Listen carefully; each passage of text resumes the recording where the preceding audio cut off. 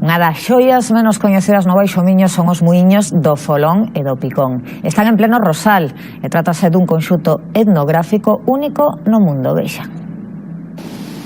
O boca a orella fai que cada ano sexan máis os visitantes que se achegan aos muíños do Folón e do Picón na zona do Rosal, no Baixo Miño. Unha ruta sorprendente que pasa por 67 muíños da auga dos séculos XVII e XVIII. Un percorrido que está cheo de pozas e cascadas naturais que abralla os visitantes e cunhas vistas espectaculares ao Monte Trega e a desembocadura do Miño. Primeiro, paz. A xente neste é un camiño, un sendeiro de 3,5 km, dificultade media baixa que todo o mundo pode facer, que se encontra pois unha das vistas máis impresionantes da desembocadura do Miño, Portugal, a parte de 67 enxeños hidráulicos dos séculos XVII e XVIII, que é o noso gran reclamo turístico do Rosal. Moitos dos muíños están no alto dun monte un tras doutro formando unha escaleira para aproveitar así mellor a forza da auga.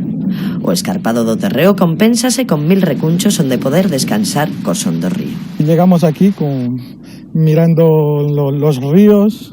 He visto una foto en Google Maps y salieron os moinhos aqui são espetacular. Não fazia ideia destas construções aqui. Depois pensar no contexto histórico disto é inacreditável. São coisas de, não direi séculos, mas com dezenas e dezenas de anos e construídas no meio do monte, com esta dificuldade, com este contexto do aproveitamento da água.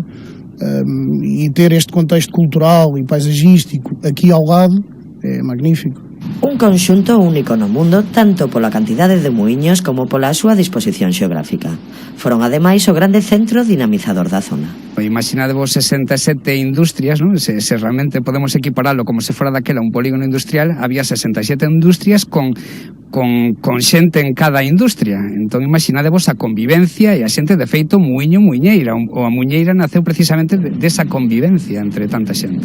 Ata agora esta ruta dos muíños rexistraba uns 30.000 visitantes ao ano, cifra que está a multiplicarse cunha nova área de recepción e a posibilidade de facer visitas guiadas e demostracións da moenda.